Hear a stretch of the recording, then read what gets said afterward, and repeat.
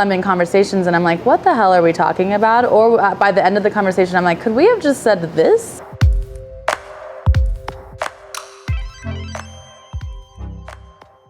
Okay, I'll just talk about just my whole past year of Web3. I'm an artist and I started with NFTs because a friend was just like, make an NFT, no other context. My art is like a big major aspect of it is digital. Yeah, I'm like, sure, why not? Like, why wouldn't I try this new idea? I already make a ton of digital stuff. It was a nightmare. Making an NFT was a nightmare. I lost money in making an NFT because I actually didn't know anything about crypto. I didn't know about gas fees. I didn't know about minting fees, nothing. And so, it was a fun experiment though. It's like, it wasn't like this major loss or anything, but. Which marketplace did you use? I listed it on Zora. Oh, wow. At a later point, I listed some other ones on OpenSea because I wanted to experiment with the different platforms. Yeah. Anyway, through that, it kind of piqued my interest on what NFTs are, what the space they're in, Web3, what are the tools available, how can I do this easier, cheaper, better return, whatever. So just a bunch of research on my end. And then I saw a friend tweeting about something about Mirror, this concept called splits, which was splitting payments into multiple wallets, which I thought was cool because I guess I came up with this mission of trying to onboard my friends, not wanting to do the research that I'm now fixated on. So I thought splits was really cool. Asked my friend about splits, turns into just even bigger conversation, as we all call, I guess, the rabbit hole. So from there, then I found out about Gitcoin and their grants program, and my friend and I pitched, as we started talking about the crossover of what we're working on and all of this stuff, we decided to pitch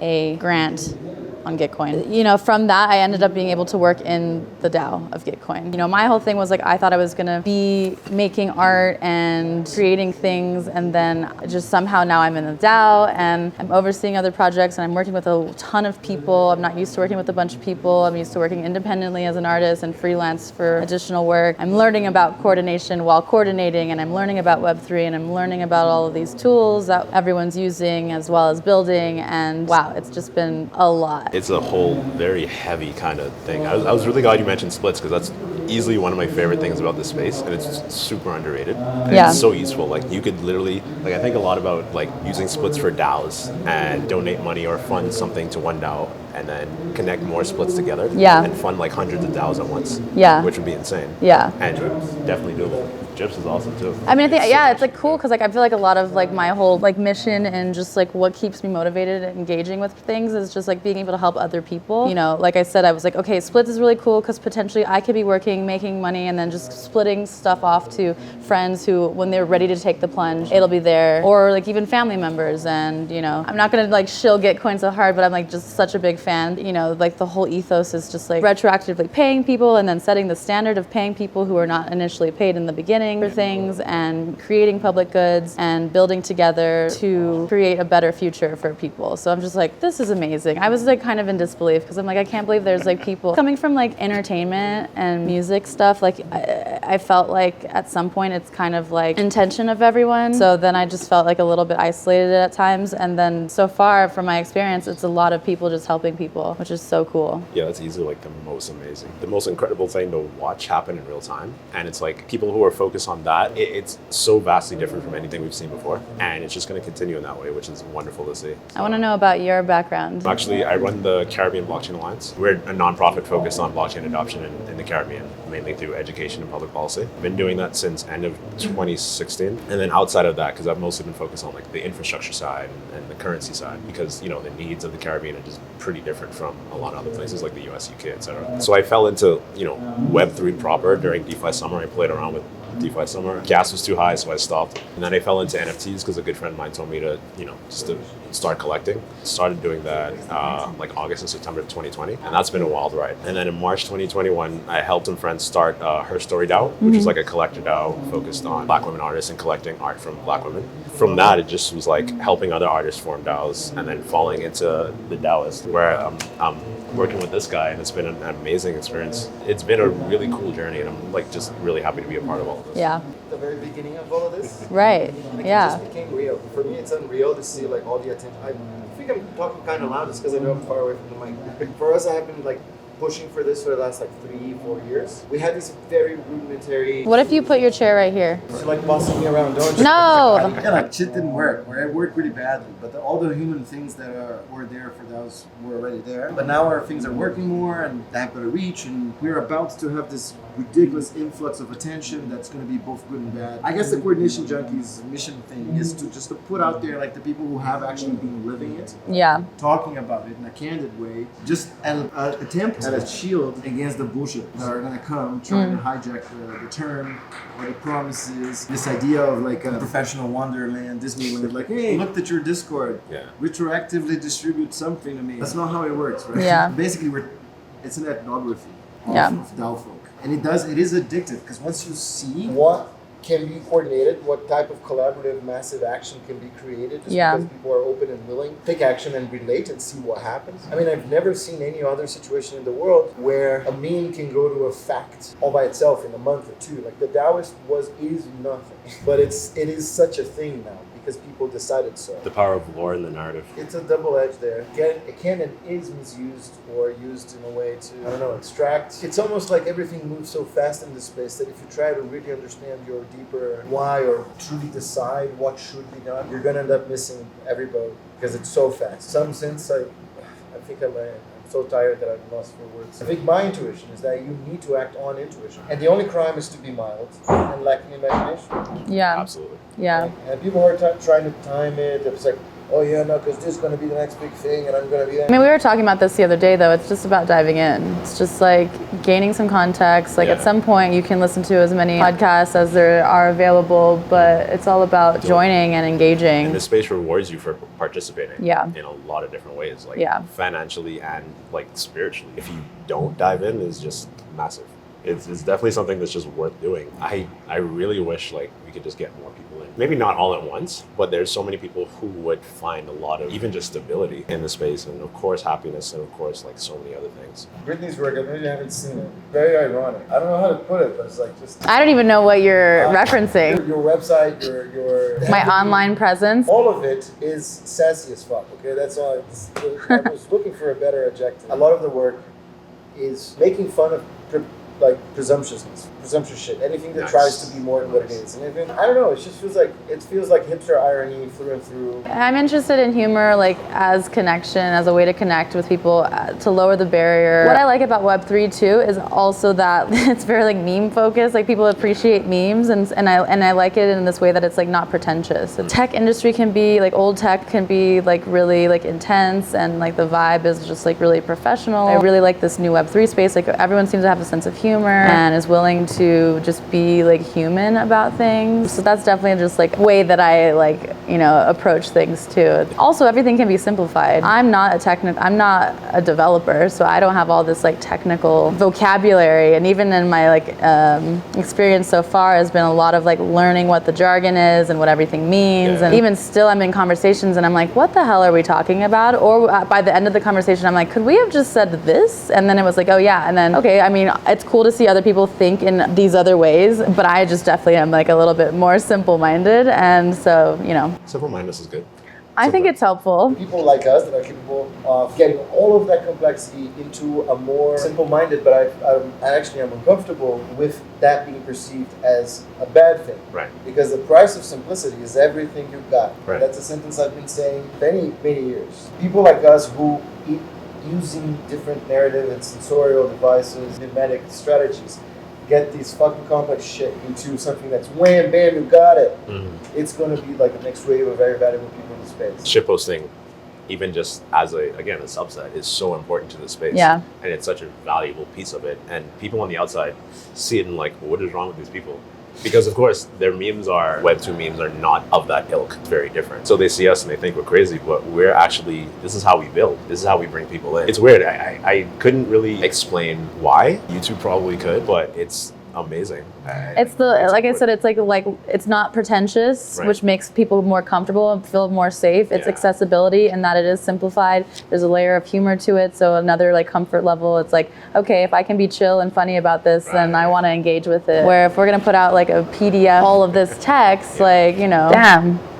True, especially because this tech is so technical Right. and difficult to understand, and you have this kind of dichotomy where you have like the devs talking dev speak, and then us over here doing all the memes, and kind of the combination of the two is what Web3 is what crypto is, and it's like kind of wild, honestly. I've been in so many conversations recently about just like the value of shitposting, which is just, it's so funny. You're definitely gonna be shitposting a lot more. Can we define shitposting? Where, at what moment the posting alchemizes into shitposting? Right. One, obviously, it has to be funny. Yeah. I think it doesn't have to be spontaneous, but that helps. Only in that it's like throwaway. It's a quick thing. It's time related. It's time sensitive. It's gonna go away. Like it's gonna be late next week. David Phelps the other day attacked like the recipe of the perfect shitpost, which was how did he put it?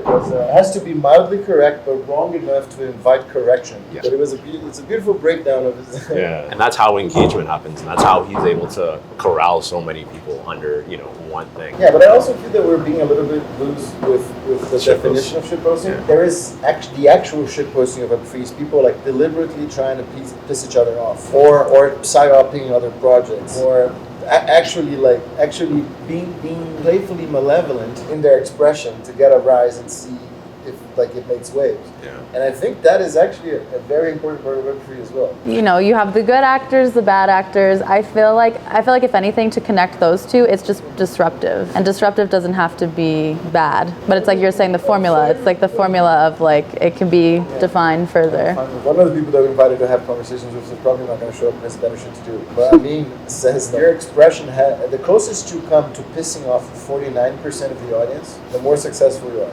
If you go over 49%, you're fucked. But if you don't piss off more than 20%, you're irrelevant. And I wasn't ready to accept when he said this. It was very woke and whatever. And I was like, cool. I never made a post trying to get people. Yeah. And that's why maybe I only have a 16 I do followers. wonder if it's like, You know she has more followers than you on Twitter?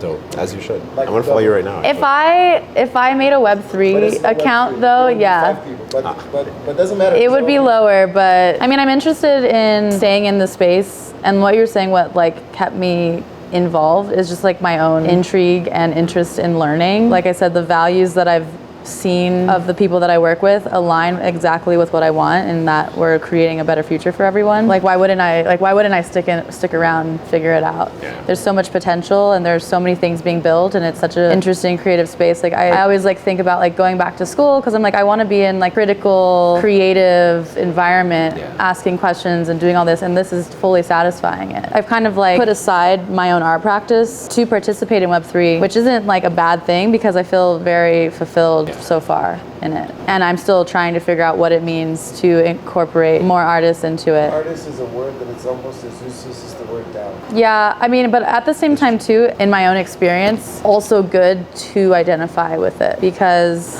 I do feel that way, especially when I was living in LA. It's just everyone's an artist. Overall, I believe everyone's an artist. You just get to choose to commit to being an artist. But I think, everyone's a developer, everyone's something or the other title. Everyone's a builder. Right, exactly. But like to also then identify as an artist, there's a message right there. And then you get to talk about like, what is art again, and like how to incorporate art into the space. There's still a lot of room for art in this space. I feel like the art subject in this space hasn't even begun. Right, and so I'm just like let's sprinkle a little art on top, and then John, I'm not trying to shit on you, but like Buffett Corns and shit, just make it, like I understand. I think actually if Denver being almost like a child's TV show, it's great. But I mean, Currency. Actually, Have you ever seen Currency? David Hurst's NFT project? Yeah. The dots. Yeah. So that kind of mechanic, like really pushing the mechanic of contemporary art, using these things. Yeah. It hasn't even started. Right. Yeah. Still like Seriously.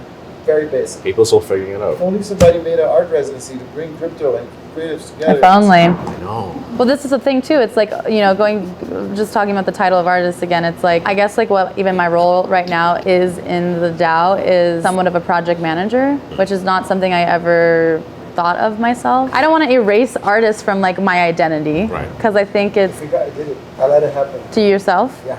It gives you so much freedom. It's like an undercover thing. Yeah, like your hat that I know you bought at your camping store. Right? I did. I did. And you made it wear. I'm like, terrified. Yeah, especially with the glasses and the mask. I feel like it kind of looks like Dune. Yeah. Hipster Dune. Yeah, definitely. So I often talk about Taoists as being like Fremen, Okay. For me, it's totally Fremen. and then the Meta Hub is the first siege. It's going to create several sieges and then people that are able to navigate. So that's the whole plan. Okay. You know? And then there's hopefully some metaphor for a big fucking sandworm that we all and we go from one city to the other. Yeah. And then the work can be also going from one place to the other. I was curious though, how was your, one through your transition to NFTs and you as like, kind of a public artist. How did you deal with like the backlash against NFT artists? I'm assuming you did. But I mean, the process of making an NFT was like just so much bullshit that I was like, I hate this. I was like, I'm not gonna do this. And then only after a few months later, just because I was now interested in figuring out what is going on, then I like, maybe I'll dabble. Someone else was trying to convince me to do another collection. So I was like, I'll dabble in it. I don't know. Yeah, but now you can do it in 5 minutes, right? Yeah, it's much easier now.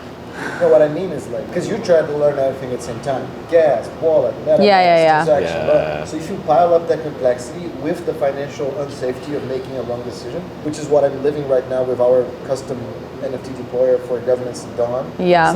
It's like being Web3 version all over again. That is super harrowing, and then it takes away from the joy of actually putting art out in the world. But now that you already know like how to make transactions, you know the splits, and you know how to use Mirror, I think I can make an NFT in 5 minutes. Well, I would also want to develop something that is like a bit deeper and. No, I'm just saying about the technical aspect. Yeah. I mean, obviously, there's a lot of the conversation, and hard for people from the outside is like the conversation about the environment, the emissions of the blockchain, and This conversation it's just. I mean, at this point, I'm just kind of like to have the issue. Then there's the problem that can be solved, and so then there's innovation, and people are working on it, and so I'm just kind of like that's where I stand with it. It is what it is. I feel like everything I do is with intention and keeping in mind all of these things. Like I care about the earth, I care about people's, but also I'm not that big. Like no one's gonna like come down on me and cancel me.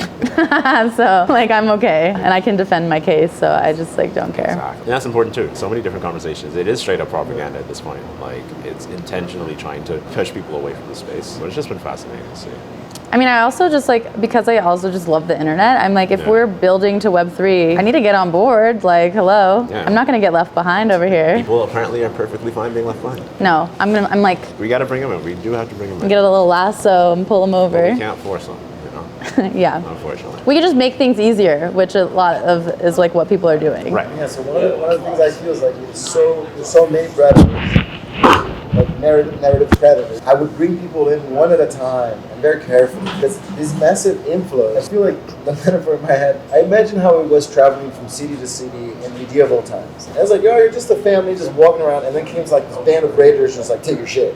Yeah. I think Web3 for newcomers is really like this. So I think it's important that we also, our friends need to understand what it does and why it's useful. The much harder conversation to have to understand the background and cryptography and why it matters to get rid of the middleman. It's not just because it's a fast or whatever. Right. Yeah. Exactly. All of these notions they're more boring. Like, think about it. Like, just to be mildly alright in crypto, you need to understand concepts of debt cycle, currency issuance, and macro, like simple concepts of macroeconomics. Those people are fucking miles away from. And I was as a painter, and it took me 3 years to just. I remember the first time I watched the Ray Dalio debt cycle videos.